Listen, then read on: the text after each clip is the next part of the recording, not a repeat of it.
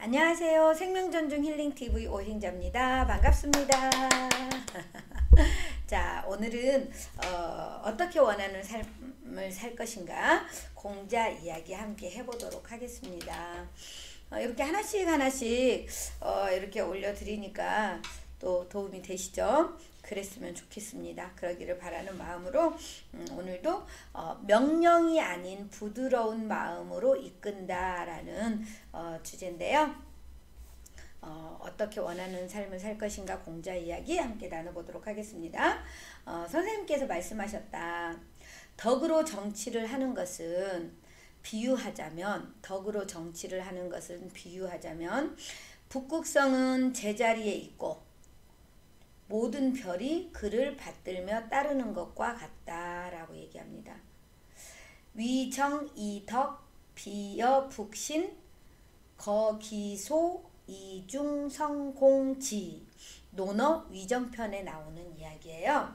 자, 어느 날 그러니까 공자가 되게 정치에 많이 하고 싶었는데 제대로 못했잖아요. 입문을 못했는데 그 노나라에서 대사구라는 직책을 맡은 적이 있었어요. 지금 형조 판서 정도 되는 건데 그런 형조 판서의 직책을 맡은 적이 있었어요. 그래서 이제 발탁이 돼가지고 어떤 사건을 하나 처리하는 이야기를 이렇게 다룬 거예요. 아버지하고 아들이 서로 고소를 한 거예요. 아들이 아버지를 고소하는 사건이 일어난 거예요. 그러면은 이제 그 사건을 계기로 어떻게 공자가 지혜롭게 해결해 가는지 한번 보도록 하겠습니다. 이제 아들이 아버지를 고소를 하니까 그 사구부라고 하죠. 법원이죠. 지금으로 따지면 형벌 관계 업무를 담당하는 곳이니까 이제 법원이죠. 그리고 우리 공자 선생님은 판사 정도 된 것 같아요. 자, 이제 관원들이 다 이야기를 하는 거죠. 노나라는 특히 효를 중요하게 생각하는 나라였기 때문에 관원들이 다 얘기를 한 거예요. 자식이 아비를 고소하다니 그 불효자를 먼저 사형에 처해야 한다라고 한 사람이 딱 주장을 한 거예요. 그러니까 많은 사람들이 그 여론의 지지를 얻어서 절대 다수가 사형에 처해야 한다라고 이야기를 했어요. 그러면서 이제 당연히 공자도 효를 중요하게 생각하는 사람이니까 사형을 시키자라고 할 거라고 생각을 한 거죠. 그런데 의외로 공자가 얘기한 거예요. 죽여서는 안 되느니라 라고 이야기를 했어요. 죽여서는 안 된다. 그러니까 그 재상부의 관원이 얘기하는 거죠. 아니, 효도가 백성을 다스리는 근본이라 주창하지 않으셨습니까? 불효한 자식을 죽여 모두에게 경계를 삼도록 하면 좋은 일 아니겠습니까? 라고 이야기를 한 거예요. 그러니까 공자가 말하죠. 아비와 아들이 서로 소송을 거는 것은 물론 옳지 않다. 특히 아들이 아비를 고발하면 안 된다는 사실은 어느 백성이 모르겠느냐. 다 아는 얘기다. 그런데 결국은 윗사람들이 가르침을 다하지 못한 것으로 책임이 돌아오게 되니 이 일은 내가 직접 처리하겠다라고 공자가 이야기를 한 거예요. 그래서 아비와 아들을 딱 불렀습니다. 그래갖고 일단 아비의 주장이에요. 아버지가 이 못된 놈이 일하기를 싫어해서 아무 일도 하지 않는다는 거죠. 아버지가 혼자 바빠서 정신이 없는데 저놈은 빈둥빈둥 앉아서 놀기만 하고 좀 일을 하라고 다그치면 듣지도 않고 하물며 아버지 자신을 때리기도 했다는 얘기예요. 이게 아버지의 주장이에요. 그래서 저놈이 나쁜 놈입니다. 그러니 어르신께서 결정을 내려주십시오 라고 이야기를 했어요. 자, 그러니까 아들이 다시 주장을 하죠. 제가 먼저 때린 게 아니다. 아버지는 늘 이치에 맞지 않는 말만 하시고 입만 벌리면 욕을 하고 나를 때렸다. 그러면서 아들이 옷을 벗어서 멍든 자국을 보여준 거죠. 이렇게 아버지와 아들이 주장을 합니다. 그러니까 공자가 그런 아무 말도 않고 있다가 집안 사정을 물어봤어요. 집안 상황이 어떠냐라고. 그래서 보니 그 아비의 아내가 살아있을 때, 그 엄마가 살아있을 때는 부자간의 사이도 꽤 좋았다는 거죠. 그런데 이제 아내가 죽고 난 후에 집안은 갈수록 더 냉랭해지고 또 해가 지날수록 더 가난해지고 그러다 보니 부자의 마음이 더 좋지 않고 관계가 나빠졌다는 얘기죠. 그래서 그 엄마의 역할이, 그 아내의 역할이 꽤 컸었다는 걸 또 한 번 느끼면서 이제 공자는 거기에 공감을 하면서 이제 부자 간의 자애와 효도 그리고 집안이 화목해야 모든 일이 잘 된다는 그런 이치들을 귀찮아하지 않고 얘기해 줘서 고맙다라고 얘기를 하면서 아비가 아비답지 못하고 자식이 자식답지 못한 것은 그런 일은 있어서는 안 된다. 그것보다 나쁜 일이 또 어디 있겠냐. 예의를 모르는 이 아비와 자식을 모두 감옥에 쳐 넣으라. 이렇게 공자가 판결을 내렸어요. 그래서 아비는 새 감옥에다 넣고 아들은 헌 감옥에다 넣으라 그랬어요. 그러니까는 이제 두 사람 다 감옥으로 들어가면서 막 서로 억울하다고 이제 하소연을 하겠죠. 그런데 이제 아비는 새 감옥에 들어가서 이렇게 있는데 이제 탄식을 하고 있는 거죠. 그런데 이렇게 밖을 보니까 그 제비가 그 이제 그 새 감옥 기둥에 제비집이 있었던 거예요. 그래서 제비집에 제비가 살고 있는데 그 아비가 새끼한테 제비 먹이를 계속 물어다 주는 거예요. 늙은 제비가 새끼한테 계속 밥을 물어다 주니까 새끼가 그걸 막 받아먹고 있는 거죠. 그 모습을 가만히 바라보면서 이 아비가 눈물이 주르르 흘렀던 거예요. 그리고 헌 감옥에 갇힌 아들은 가만히 이렇게 밖을 보니 큰 느티나무가 있었어요. 그 느티나무에 까마귀 집이 있었던 거죠. 그런데 그 까마귀 집에는 눈이 먼 어미 까마귀가 있었고 새끼 까마귀가 먹이를 계속 집어다 그 어미 까마귀를 먹여 살린 거예요.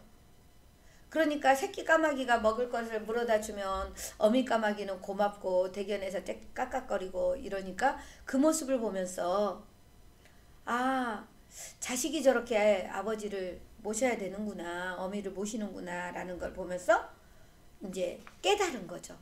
그러면서 이제 양쪽 감옥에서 서로 눈물을 흘리면서 내가 잘못했다, 잘못했다 하고 계속 이제 이야기를 했던 거예요. 눈물을 흘리면서. 그래서 이제 그렇게 잘못했다고 뉘우친다고 하니까 공자가 그 두 사람을 다시 불렀죠. 아비와 아들을. 이제 너희들이 뭘 잘못했는지 알겠느냐 하고 물어보니까 둘 다 안다 그랬어요. 아비에게 먼저 물어봤어요. 뭘 잘못했느냐? 그러니까 제가 자식을 자애롭게 돌보지 못했습니다. 라고 이야기를 했어요.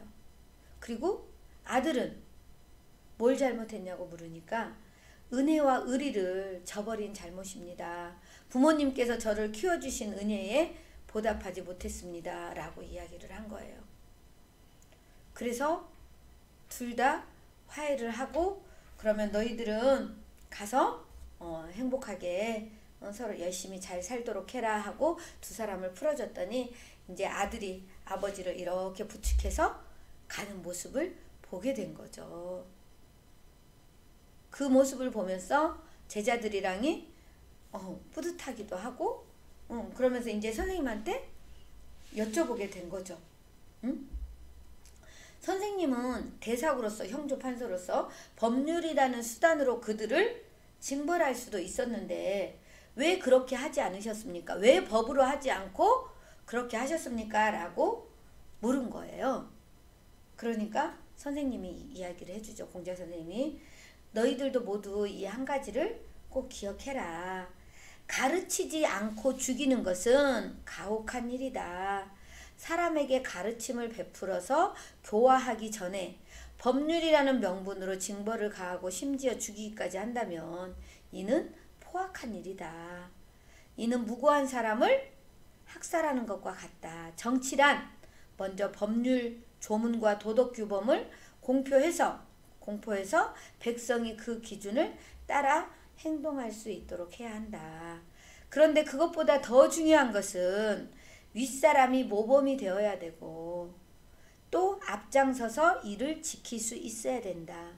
그래야만 백성도 기쁜 마음으로 마음을 다해 이를 따를 수 있느니라. 그것이 바로 교환이라 라고 이야기를 했어요. 그러면서 이제 선생님이 하나 더 강조를 하셨죠.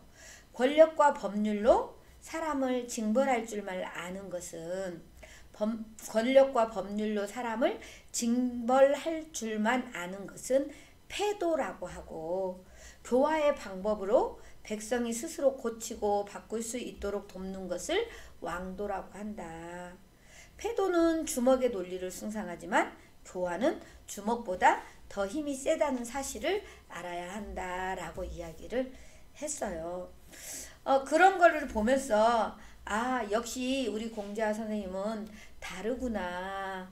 우리 선생님이 늘 주장하셨던 그것이 왕도 정치였구나 라는 거를 깨닫게 된 거죠. 어떤가요? 우리가 살면서도 그런 경험하죠.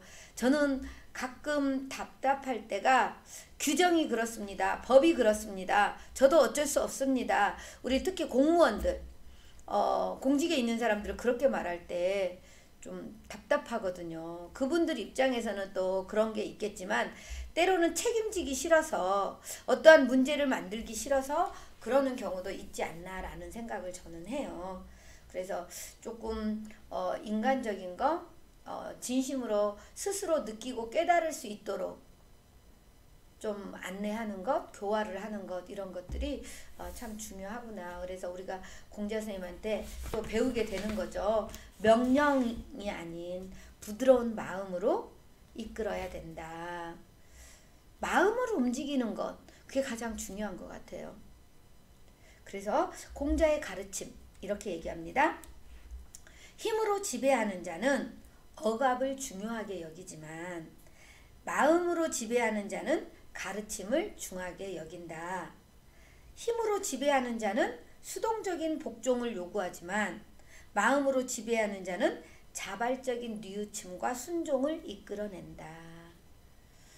참 이게 어렵죠. 그런데 중요한 것은요.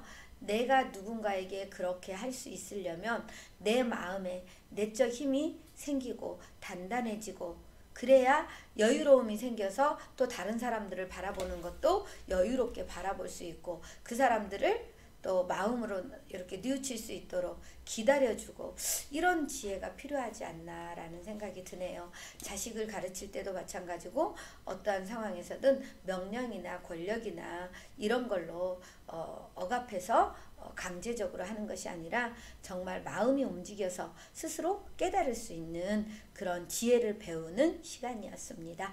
여러분 오늘도 공자 오빠에게 배우는 지혜, 가르침, 또 인생 통찰을 함께 알아봤습니다. 고맙습니다. 사랑합니다. 축복합니다.